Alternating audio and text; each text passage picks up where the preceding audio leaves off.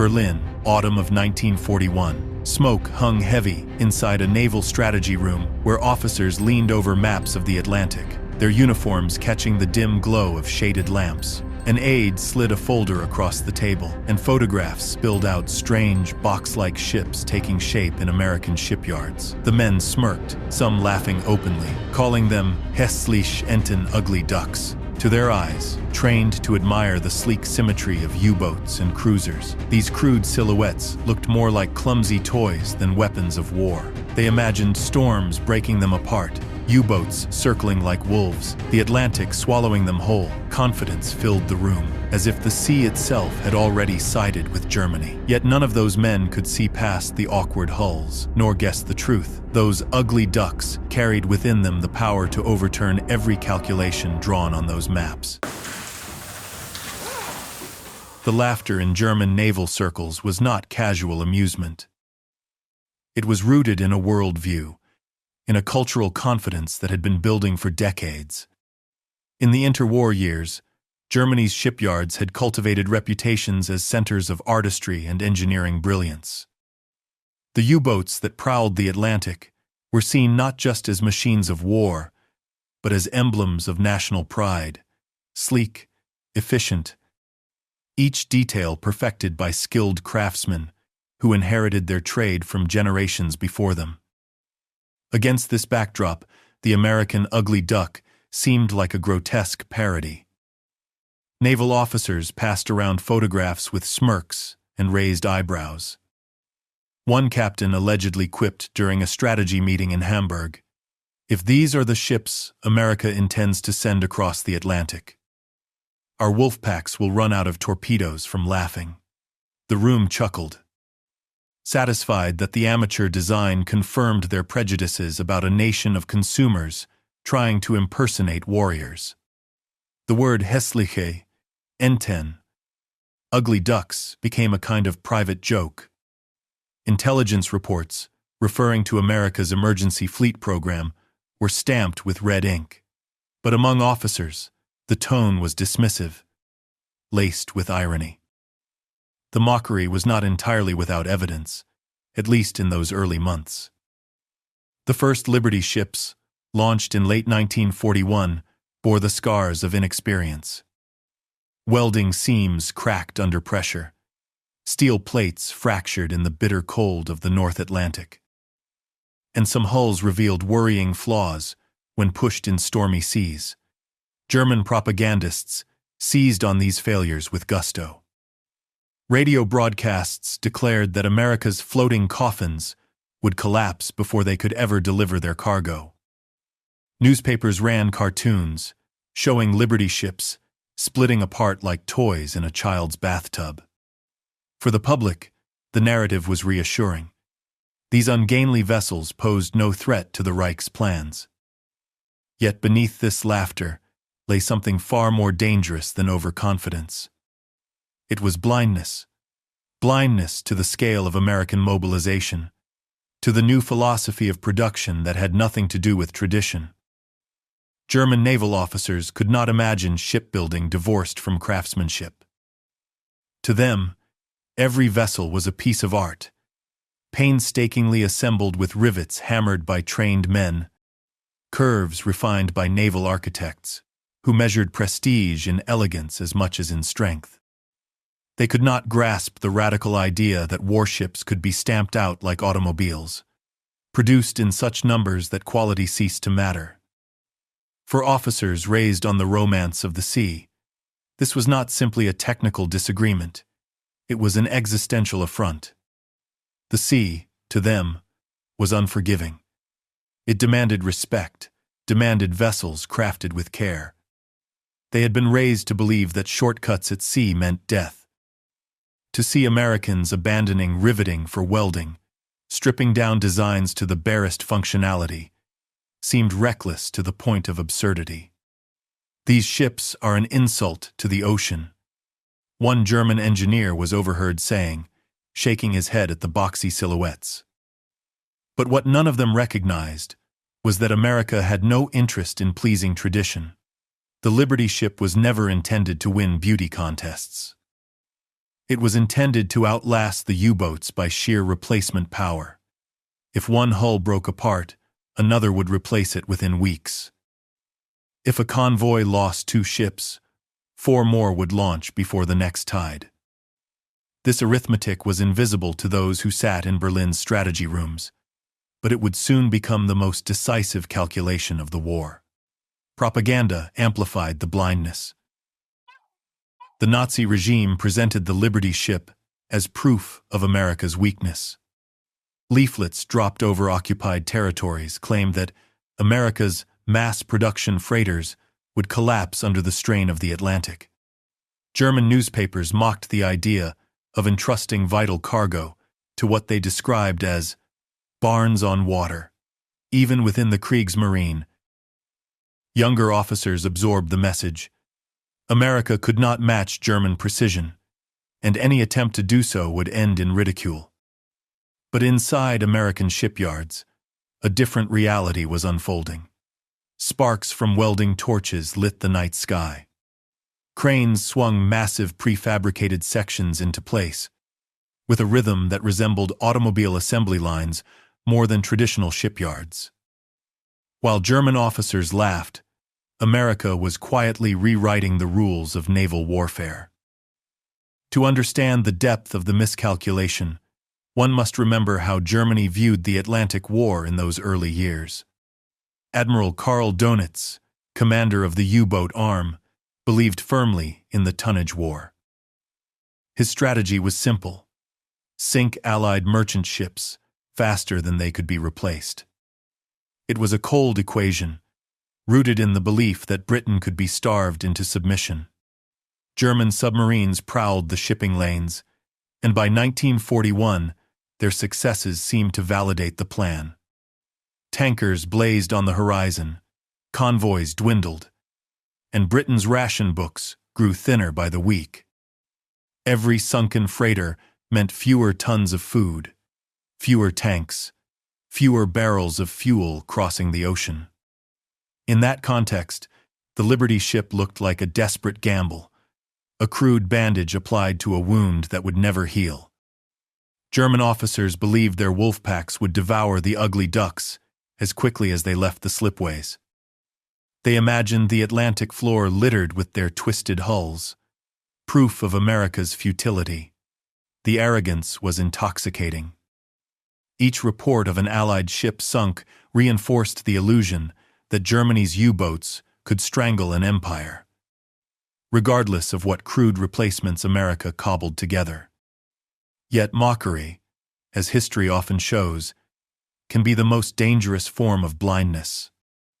By focusing on the Liberty ship's ungainly lines and early flaws, German officers ignored the deeper reality. These vessels were never meant to be perfect. They were meant to be numerous. They were meant to be fast. They were meant to be expendable. The very qualities the Germans ridiculed, simplicity, standardization, rough welding, were precisely what allowed America to unleash a torrent of ships unlike anything the world had ever seen. In Berlin, laughter echoed off oak-paneled walls. In Richmond, California, and Portland, Oregon, the clang of steel and the hiss of welding torches drowned it out. The ugly duck was taking shape, and in its shadow, Germany's strategy of starvation was already doomed. The story of the Hellcat is not merely about a machine of steel and rivets. It is the story of how an idea defeated an empire. Japanese pilots mocked its weight, laughed at its bulk, dismissed its very existence. Yet the skies told a different truth. The Hellcat was not beautiful in the way the Zero was, but it was built for survival, for endurance, for dominance. It was the embodiment of a nation that turned factories into fortresses and workers into warriors. In battle after battle, the Hellcat proved that the war in the Pacific had shifted from duels of individual aces to the orchestration of entire systems. Radios, radar, standardized production, training pipelines all merged into a single weapon with wings.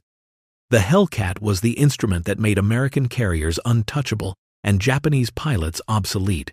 It turned once proud warriors into desperate kamikazes, reduced legends into survivors, and rewrote the mathematics of aerial war. For the men who flew it, the Hellcat was both shield and sword. They knew it was not the fastest, not the sleekest, but it was the most reliable companion they could ever ask for. For those who faced it, it was an unstoppable predator. No matter the maneuver, no matter the gamble, the outcome was grimly certain. By the war's end, even Japan's greatest aces acknowledged the truth. The Hellcat was not a fighter. It was the end of their way of fighting. And perhaps that is the deepest lesson. In modern war, it is not the sharpest blade that triumphs, but the weapon system that fuses technology, training, and production into one relentless force. The Hellcat proved that courage alone cannot win when an entire nation's industry is brought to bear. It taught the world that victory belongs not to those who fight the hardest, but to those who fight the smartest, the most organized, the most prepared. The Hellcat's final legacy is clear. It was the aircraft that turned the tide of the Pacific, that silenced the Zero, that gave the U.S. Navy the skies from Pearl Harbor to Tokyo Bay.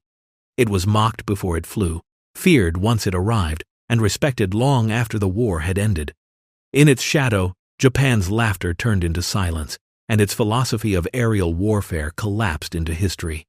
If this story of the Hellcat moved you, share your thoughts in the comments. Which do you believe mattered most, the machine itself or the system behind it? Don't forget to like this video and subscribe if you want more hidden chapters of the Second World War brought to life. And one final question for you. If you were in the cockpit, facing a sky filled with enemies, would you rather trust the elegance of the Zero or the unstoppable strength of the Hellcat? Into this crisis stepped a man who had never built a ship in his life. Henry J. Kaiser was not a naval architect. He was a builder of dams, highways, and massive public works. His fame came from the Hoover Dam, a concrete colossus that had risen ahead of schedule under his leadership. To the conservative world of shipbuilding, Kaiser seemed an outsider, perhaps even a pretender. But Kaiser understood something fundamental that shipwrights bound by tradition did not. A ship was not art. It was not a cathedral of steel requiring years of craftsmanship. A ship was a machine, and machines could be mass-produced. When the U.S. Maritime Commission announced the desperate need for cargo vessels, Kaiser stunned his peers by promising to deliver them faster and cheaper than anyone thought possible. Seasoned shipbuilders shook their heads, muttering that ocean-going freighters could not simply be stamped out like automobiles. Kaiser ignored them. He had studied how Detroit's assembly lines turned out cars by the millions. If a car could be built from interchangeable parts, why not a ship? His vision was revolutionary. He proposed prefabricating entire sections of hulls inland, transporting them by rail, and welding them together in coastal shipyards. Welding, not riveting. This alone was heresy. For centuries, riveting had been the heartbeat of shipbuilding. Teams of men working in harmony, heating rivets until they glowed, hammering them into place with skill passed down through generations. Welding, by contrast, was seen as untested, risky, even dangerous at the scale of an ocean-going vessel. Many experts warned that welded seams would crack under the strain of heavy seas. Kaiser dismissed the warnings. Riveting was slow and required skilled laborers. Welding could be taught in weeks, even to those who had never held a torch before. That meant women could weld. African American workers, long excluded from skilled trades, could weld. Farmers, teachers, and clerks could weld. In a nation mobilizing millions for the armed forces, this difference was decisive. Welding was not just a technique. It was a social revolution that opened the shipyards to the entire nation. Kaiser also broke with tradition. In where he built, he chose the West Coast, far from established shipbuilding centers, because it offered room for vast new yards and untapped pools of labor. In Richmond, California, he built entire industrial cities from scratch. Housing complexes, schools, and hospitals rose alongside dry docks. At night, the glow of welding torches lit the sky like a second dawn.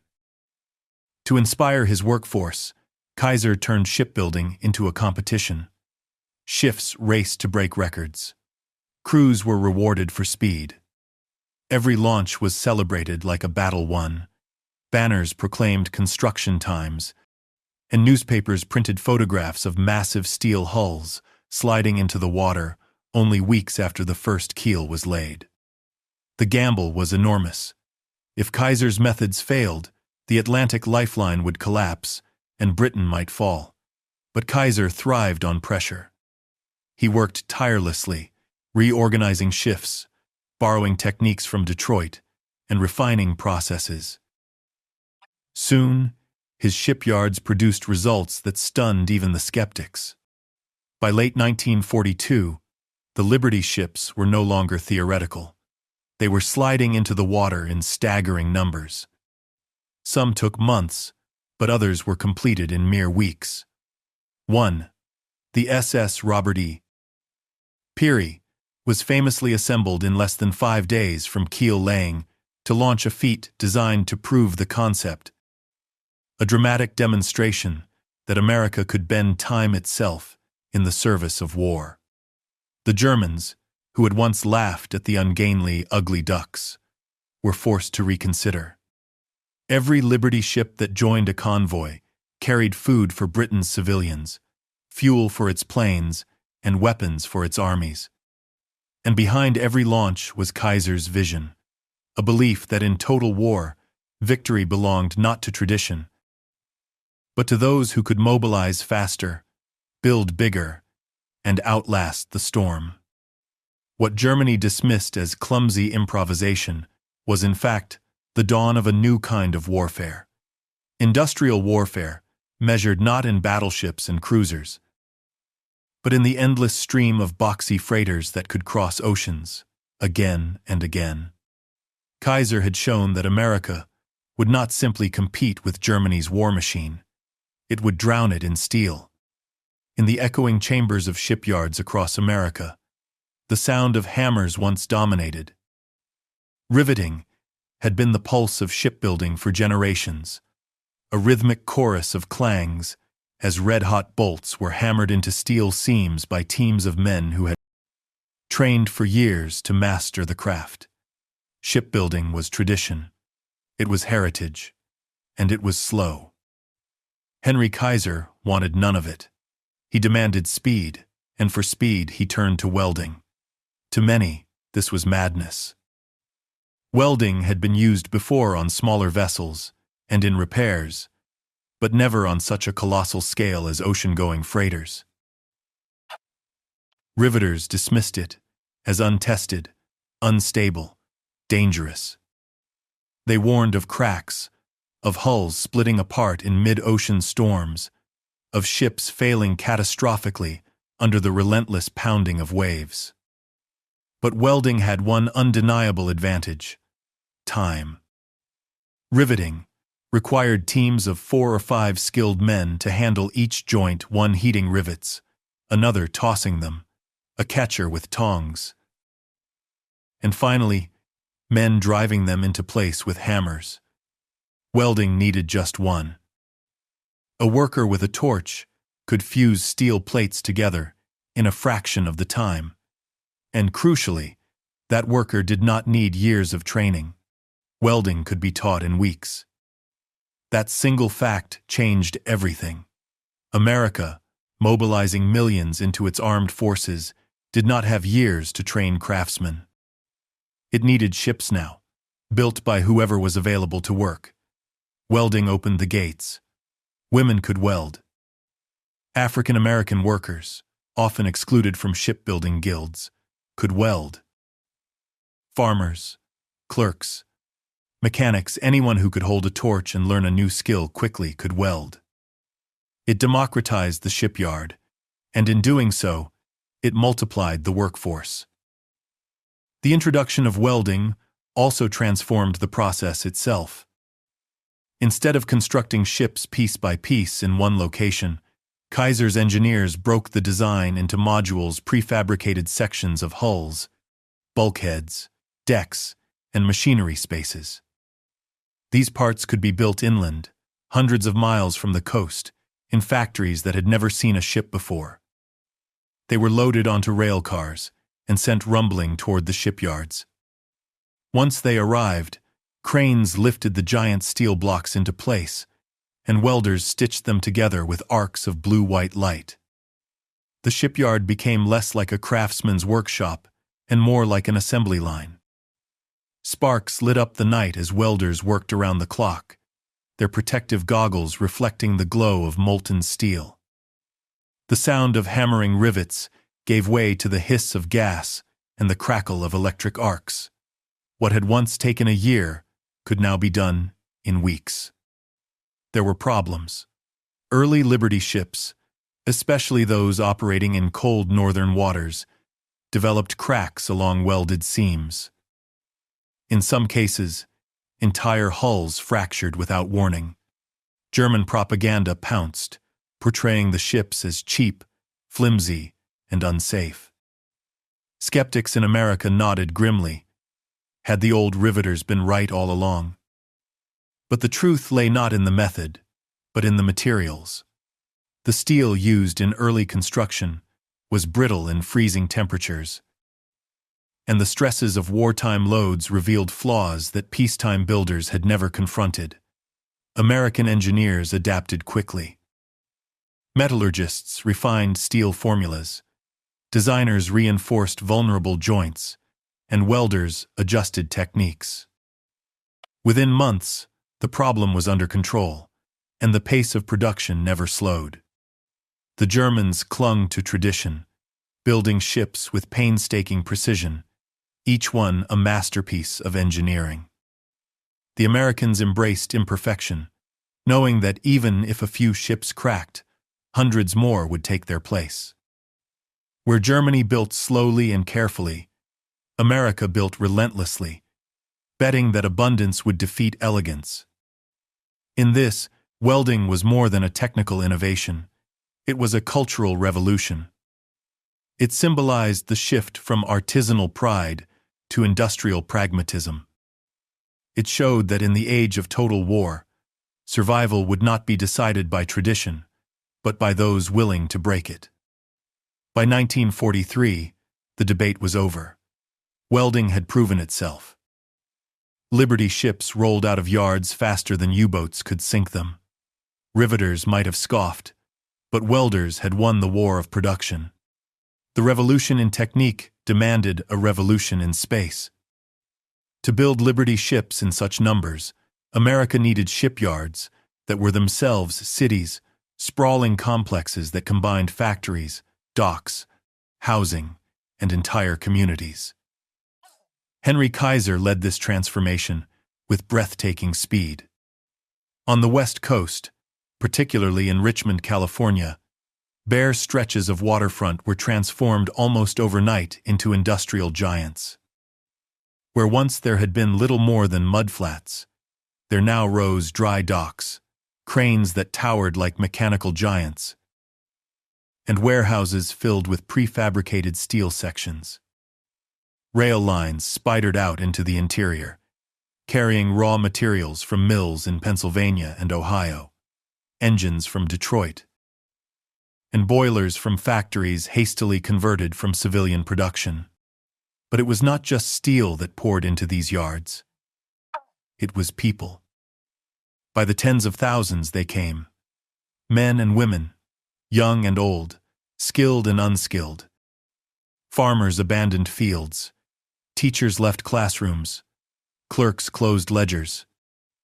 They arrived with little more than determination, and within weeks they were transformed into welders, crane operators, and machinists. Housing sprang up almost as fast as the shipyards themselves. Entire neighborhoods were constructed for workers and their families. Rows of hastily built houses lined new streets. Schools opened their doors to children who had only just arrived from distant states. Hospitals operated day and night to care for the swelling population. Cafeterias served meals around the clock, keeping pace with shifts that rotated without pause. The shipyard was not just a place of work, it was a way of life. Workers lived by the rhythm of launches. Families gathered at the docks to watch as massive hulls slid into the water, christened with champagne bottles smashed against their bows. Bands played patriotic tunes, and speeches reminded everyone that these ships were more than steel. They were lifelines, carrying hope across the sea to soldiers and civilians alike. Diversity marked these new industrial cities. Women donned overalls and welding masks, stepping into roles that had once been barred to them. African Americans, long excluded from the best jobs in industry, now welded side by side with white workers, though they often faced discrimination and unequal treatment. Immigrants, too, found places in the yards. It was not equality, but it was a beginning, a vast mobilization that blurred old social lines under the pressure of war. The yards became symbols of America's total commitment. Floodlights lit the night sky as workers labored in 12-hour shifts, sparks cascading like fireworks from hull seams. The air smelled of hot steel and oil, of sweat and determination. It was exhausting, dangerous work, but morale was high.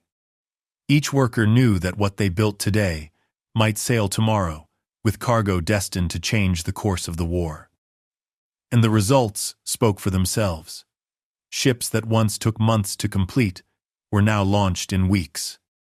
Some records seemed unbelievable. The SS, Robert E. Peary, famously constructed in less than 5 days.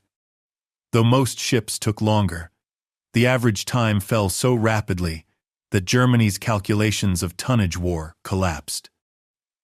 U-boats could not sink ships faster than America could build them. These shipyard cities also carried a psychological weight. For civilians on the home front, they were proof that sacrifice mattered. For soldiers overseas, each Liberty ship that arrived with food, ammunition, or fuel was a reminder that they were not forgotten. And for German officers reading intelligence reports, they were a nightmare evidence that the enemy's industrial machine was far larger and more relentless than they had ever imagined. In Richmond, in Portland, in Mobile, and in countless other cities, the story was the same.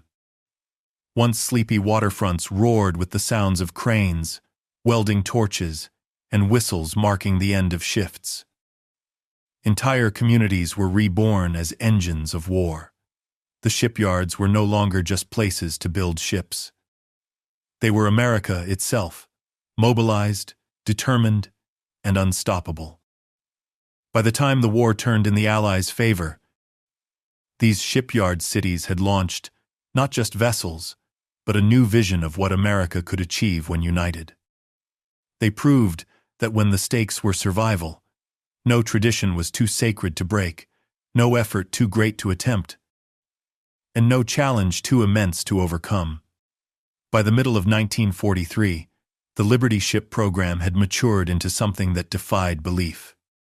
The first halting steps, where construction took months and the shipyards wrestled with new techniques, were now only a memory. What replaced them was an astonishing rhythm, a ship launched every few days, sometimes every 3. The statistics alone were staggering. At the peak of production, America could deliver nearly 3 Liberty ships per week per major yard. In Richmond, California, and Portland, Oregon, launches became so common that workers joked they could set their watches by them. For German officers reading intelligence reports, the numbers told a story they could hardly process.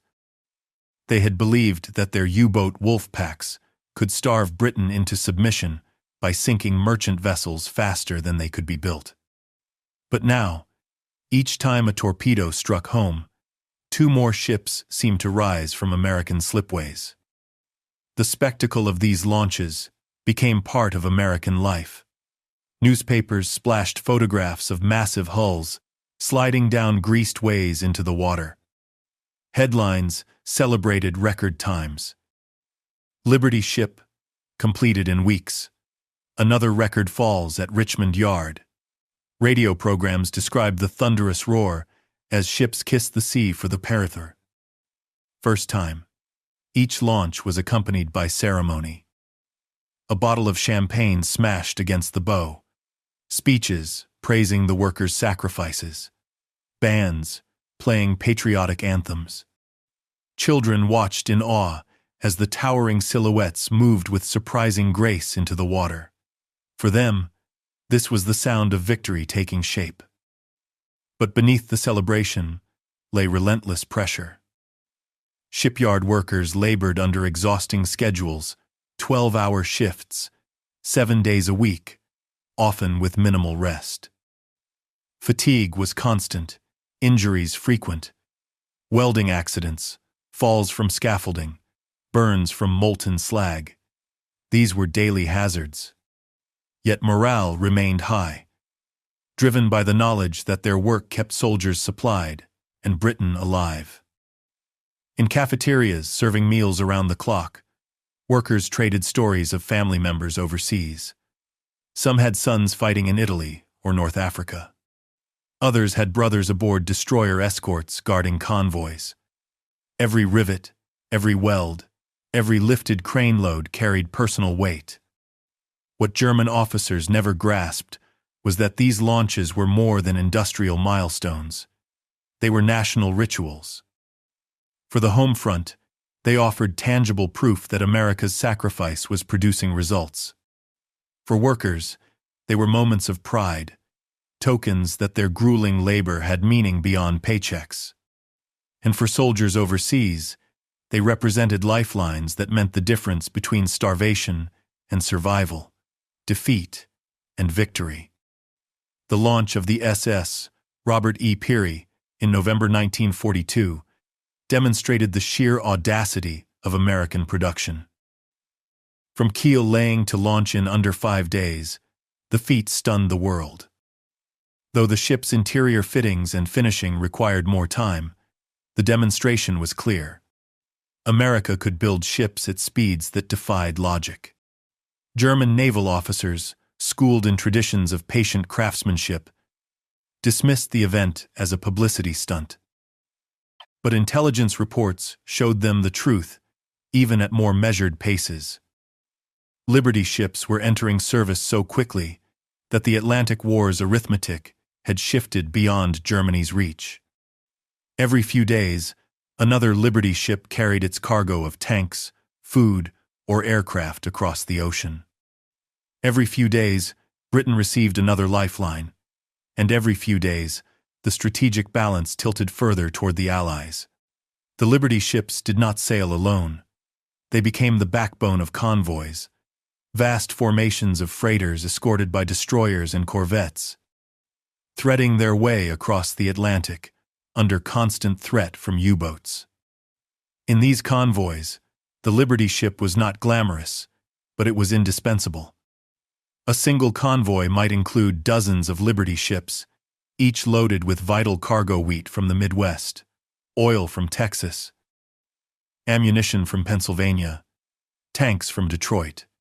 Together, they formed floating warehouses that kept Britain and the Soviet Union supplied. For Allied strategists, these convoys were arteries, pumping lifeblood into the war effort. For German commanders, they were targets of desperation. U-boat wolf packs prowled the Atlantic, hunting in coordinated groups, striking under cover of night. Their goal was simple: sink ships faster than America could replace them. For a time, they succeeded. In the early years, convoys burned in the black Atlantic night, their flames lighting the horizon for miles. Sailors clung to wreckage as icy water claimed their lives. But as Liberty ships joined the convoys in greater numbers, the story began to change. Each Liberty ship carried not just cargo, but resilience. They were rugged, simple, easy to repair. If damaged, they could often limp to port with temporary fixes. Their sheer numbers meant that even devastating U-boat attacks could not stem the flow. German commanders realized with horror that they were no longer sinking enough to matter. For every Liberty ship lost, new ones replaced it almost instantly. The convoys grew stronger with each passing month. Radar, sonar, and air patrols improved escort effectiveness. Destroyers pounced on submarines, depth charges hammering the depths. Aircraft launched from escort carriers forced U-boats to dive, limiting their attacks. And through it all, Liberty ships kept sailing, their boxy hulls braving storms and torpedoes alike. For the sailors aboard, life was hard. Voyages across the Atlantic meant weeks of cold, fear, and monotony. U-boat alarms could come at any hour. Convoys zigzagged to avoid predictable courses, making sleep elusive. Food was monotonous, space cramped, and the ever-present fear of torpedoes gnawed at nerves. Yet these merchant crews understood their importance. They knew that without their voyages, soldiers on the front lines would starve, aircraft would sit grounded, and tanks would run dry. The Liberty ship became more than a vessel. It became a symbol of endurance. Soldiers in North Africa knew that their rations came in Liberty ships. Pilots in Britain knew their aviation fuel arrived in Liberty ships. Civilians in London knew that sugar, flour, and canned goods appeared in stores because Liberty ships had braved the Atlantic. For German officers, the realization was devastating. The convoys no longer dwindled under submarine attack. They grew stronger, more numerous, more resilient. The Liberty ship had turned the tide, not through elegance or speed, but through sheer, unstoppable presence. By 1944, the wolf packs that once terrorized the Atlantic were broken. Convoys stretched across the ocean, guarded by ever-improving escorts, while Liberty ships carried their cargoes with grim determination. The backbone of Allied logistics was unbreakable, and with each voyage, Germany's hope of strangling its enemies slipped further away. When Liberty ships first began arriving in North Africa, few soldiers on the ground had any idea how much their fate depended on these squat, ungainly freighters. The campaign in the desert was a war of fuel and food as much as of bullets and tanks. For Rommel's Africa Corps, supply lines stretched thin from Italy across the Mediterranean, vulnerable to Allied bombers and submarines. For the Allies, the challenge was greater still, keeping armies fed and equipped across an entire ocean. Here, the Liberty ships made their mark. Convoys arriving in Algiers, Oran, and Casablanca disgorged mountains of supplies. Crates of ammunition stacked like walls, barrels of gasoline gleaming under desert sun, and ranks of Sherman tanks clanking down ramps. Each shipment tipped the balance. British troops, who had endured rations cut to the bone, now ate American canned meat and bread baked from Midwestern wheat. Mechanics, who once scavenged for spare parts, now had crates of replacement engines and tires. Montgomery's Eighth Army, once struggling to match Rommel's mobility, suddenly had the fuel to chase him. The soldiers nicknamed the Liberty ships ugly lifelines. They lacked glamour, but when a unit ran low on water or ammunition, the appearance of a Liberty ship convoy meant survival. In diaries, soldiers wrote of seeing the square silhouettes at anchor, describing them as the sight of hope itself. Generals praised their capacity. One ship could carry enough supplies to feed and equip tens of thousands of men for weeks. The importance of these ships only grew as the war turned north into Italy. The invasion of Sicily in July 1943 required an unprecedented concentration of resources. Liberty ships carried not only soldiers and tanks, but also prefabricated airstrips, bulldozers, and entire hospitals. In the chaos of beach landings, their ramps clattered down, and jeeps rolled into dust and fire. One soldier later recalled that the Liberty ship he rode in looked like a rusting box, but it delivered everything we needed to survive the first terrible hours on the beach. And then came D-Day, the most ambitious amphibious invasion in history. In June 1944, as the sun rose over the English Channel, an armada of more than 5,000 vessels stretched from horizon to horizon. Among them, Liberty ships by the hundreds carried the essential cargo of liberation. Tanks hidden beneath tarpaulins, crates of rations, artillery pieces chained to decks, and bulldozers ready to carve roads through hedgerows. Their role was more than transport. Many Liberty ships were converted into specialized vessels for the invasion. Some carried floating piers and sections of the Mulberry Harbors, vast artificial ports that would be assembled off the Normandy coast. Others had decks reinforced to carry landing craft or amphibious vehicles. On D-Day itself, Liberty ships pushed close to the beaches, unloading under enemy fire. Crews braved shell bursts and strafing aircraft to deliver their cargo. In those desperate first days, when Allied soldiers clung to a fragile foothold on French soil, the Liberty ships provided the stream of supplies that kept them alive. Each crate unloaded, each vehicle driven ashore, each medical kit carried from their holds, made the difference between victory and disaster. By the time Paris was liberated, millions of tons of supplies had crossed the Channel aboard Liberty ships. Without them, the Allied armies could never have broken out of Normandy, never marched through France, never forced their way into Germany. The Liberty ship was not the vessel that stormed the beaches. It was the vessel that made the storm possible. If the Atlantic was a deadly gauntlet of U-boats and storms, the Pacific posed an entirely different challenge: distance. The ocean stretched vast and unforgiving, dotted with islands that were little more than specks on a map.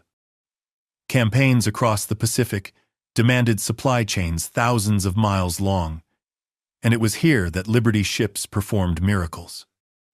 Consider Guadalcanal, where Marines fought for months in jungles choked with disease. Every bullet, every bandage, every can of food had to be shipped across the ocean. Liberty ships brought it all. Their cavernous holds carried crates of sea rations, ammunition boxes stacked to the ceiling, and heavy construction equipment to build airstrips in the mud. Without them, the Marines would have starved or been forced to abandon the island. As the war leapt from island to island, the demands grew.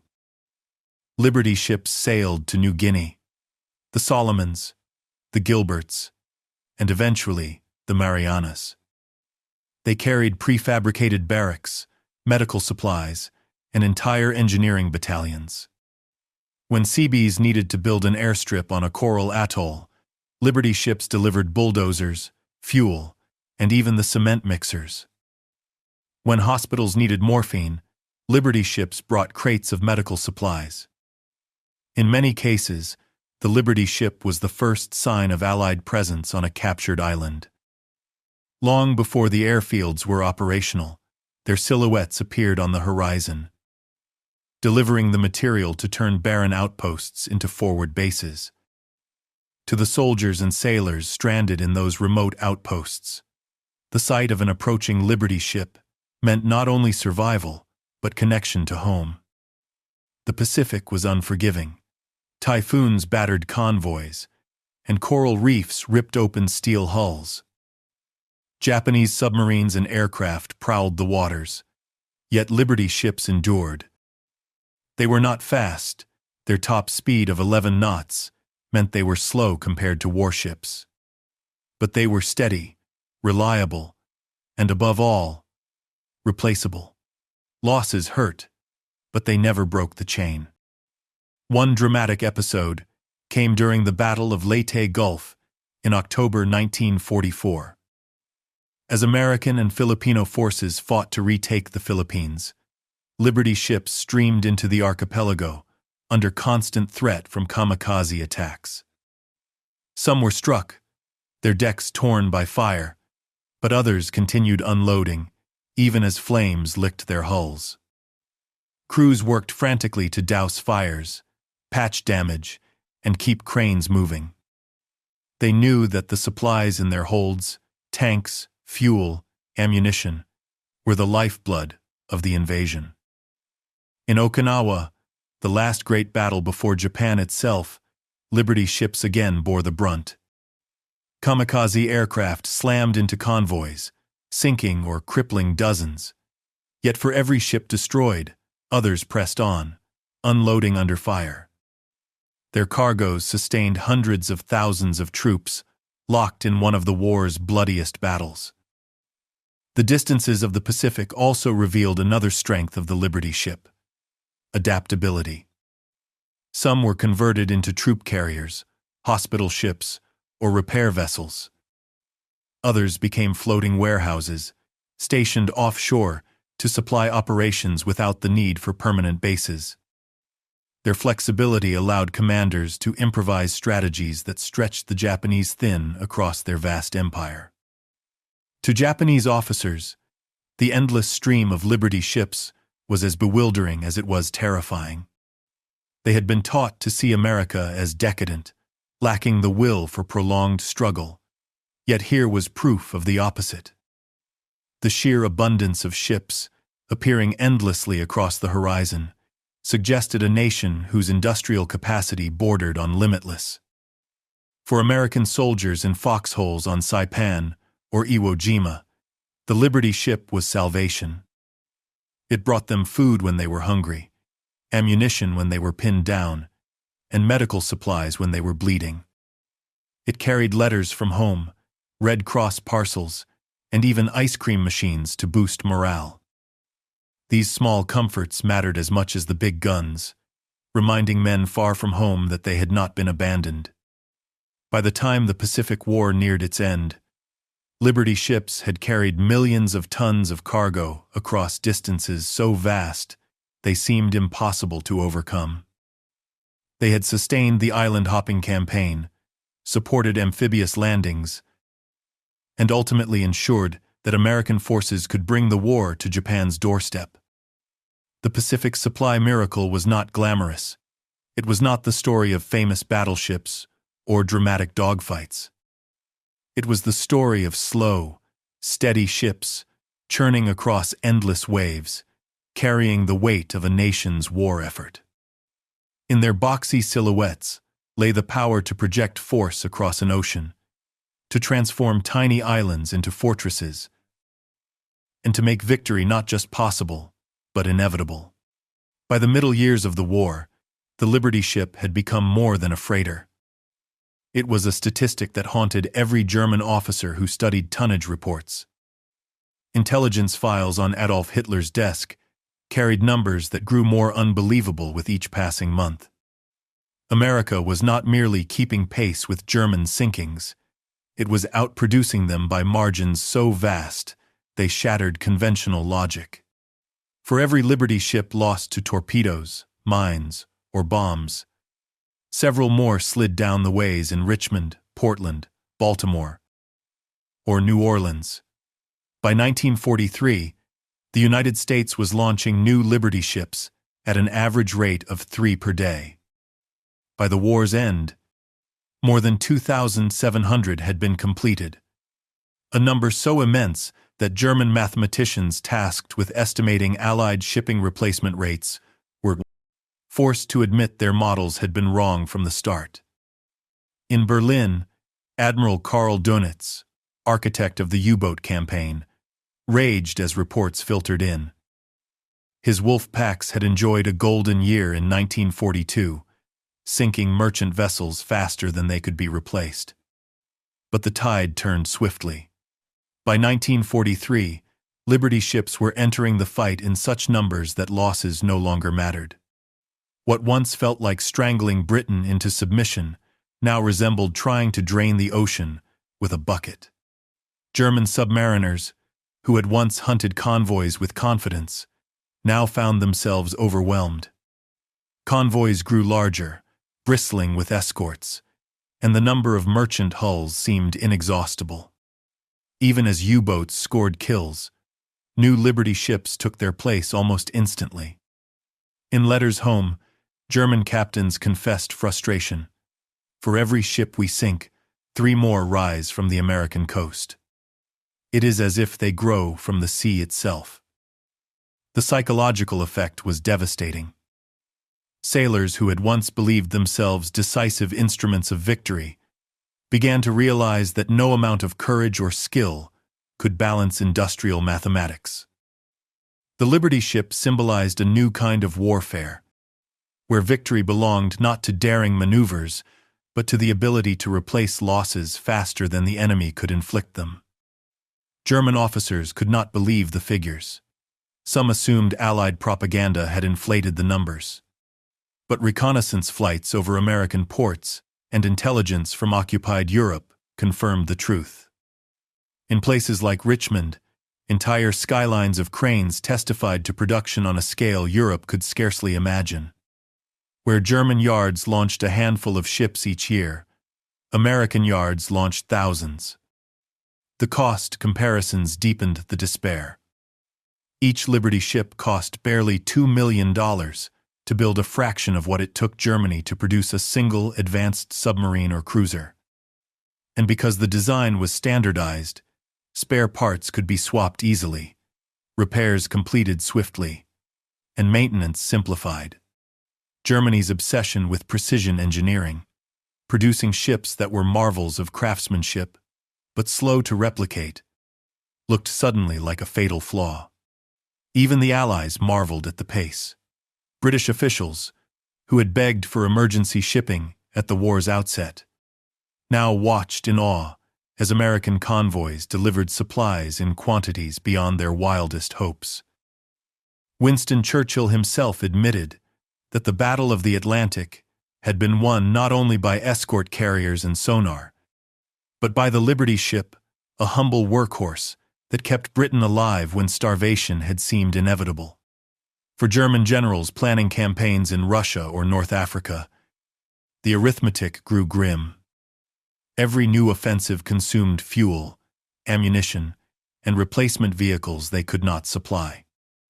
Meanwhile, their enemies seemed able to summon endless resources. Sherman tanks arrived by the thousands. Aircraft parts flooded British and Soviet depots. Food from American farms filled bellies across the Allied world. Behind it all churned the Liberty ships, anonymous silhouettes that carried the lifeblood of war. The numbers Germany could not match were not simply statistics. They were the visible collapse of strategy. Blitzkrieg, lightning war, depended on quick victories before enemies could mobilize. But against the Liberty ships, time itself favored the Allies. The longer the war dragged on, the stronger America became, while Germany's strength withered. For every wonder weapon Hitler unveiled, jet fighters, V-weapons, or giant tanks, there were a dozen Liberty ships, ensuring that the Allies could respond with overwhelming material. By the time Dönitz admitted defeat in the Atlantic, the Liberty ship had destroyed the very foundation of Germany's naval war plan. It was not sleek, it was not beautiful, but in its numbers lay the doom of the Reich. When the guns finally fell silent in 1945, some carried the first waves of supplies to liberated Europe, unloading not tanks, but food, blankets, and tools. Others transported refugees, returning prisoners of war, and the first shipments of reconstruction aid. A few were converted into troop transports, carrying weary men back across the oceans to homes they had not seen in years. Many Liberty ships entered peacetime service. They became merchant freighters, oil carriers, and cargo vessels for nations rebuilding shattered economies. Some sailed under foreign flags, spreading their influence across every ocean. Their boxy silhouettes became familiar, not only in war zones, but also in the ports of peace. Yet their legacy went far beyond utility. The Liberty ship symbolized a shift in the very concept of warfare and production. It proved that mass manufacturing could be applied not only to cars and airplanes, but also to ocean-going vessels. It demonstrated that speed and numbers could achieve what elegance and tradition could not. Historians later compared them to Henry Ford's Model T, not glamorous, but revolutionary. The workers who built them carried pride long after the war. Men and women who had once swung torches in Kaiser's yards told their children and grandchildren, "I built a ship that won the war." The Liberty shipyards were places where ordinary Americans became part of something extraordinary. For Germany, the memory stung. Officers writing memoirs after the war confessed their disbelief at the scale of the program. Some admitted grudging admiration, others bitterness. But all agreed that underestimating America's ability to mobilize industry had been one of the Reich's gravest mistakes. Today, only a handful of Liberty ships survive as museum vessels. The SS Jeremiah O'Brien in San Francisco and the SS John W. Brown in Baltimore stand as floating memorials to the fleet of 2,700 that once carried the weight of the free world. Visitors who walk their decks see not sleek warships, but the riveted and welded steel of endurance. The Liberty ship's legacy also shaped the post-war world. It helped feed Europe during the Marshall Plan. It taught engineers and planners that modular construction could revolutionize shipbuilding. And it left behind a lesson that echoes in every war since. That victory depends as much on supply chains and logistics as it does on strategy and bravery. In the end, what German officers had mocked as ugly ducks became the swans of modern warfare. Not graceful, not beautiful, but indispensable.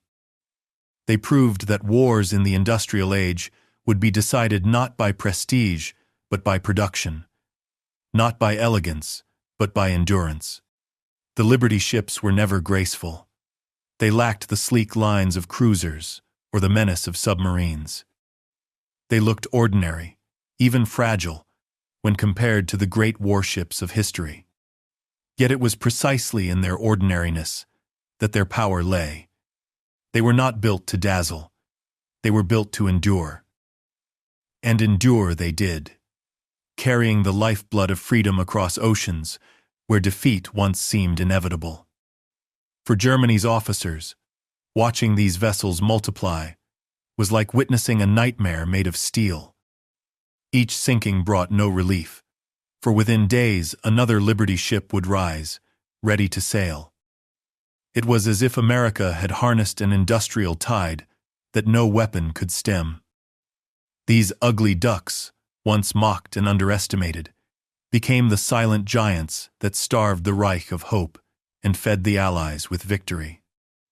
Long after the war, their story reminds us of a truth often forgotten. Wars are not only won by courage in the trenches or brilliance on the battlefield. They are won by the steady heartbeat of logistics, by the endless stream of supplies that keeps armies moving and nations alive. The Liberty ships embodied this principle more than any other weapon of their age. They proved that when a society unites, when ordinary citizens pour their labor into extraordinary tasks, the result can change the course of history. Today, when we stand on the decks of the few Liberty ships that survive, we stand on steel that carried the fate of millions. Their rivets and welds whisper stories of welders and crane operators, of mothers and fathers who worked through sleepless nights to launch another hull, knowing that somewhere across the ocean, soldiers' lives depended on their hands.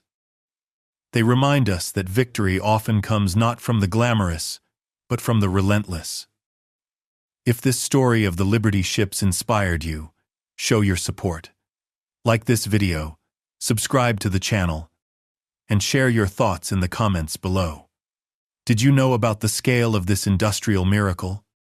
Which part of the Liberty ship saga from North Africa to Normandy, from the Atlantic to the Pacific, struck you the most? And most importantly, what other hidden stories of the Second World War would you like us to uncover? Your ideas could shape our next deep dive documentary.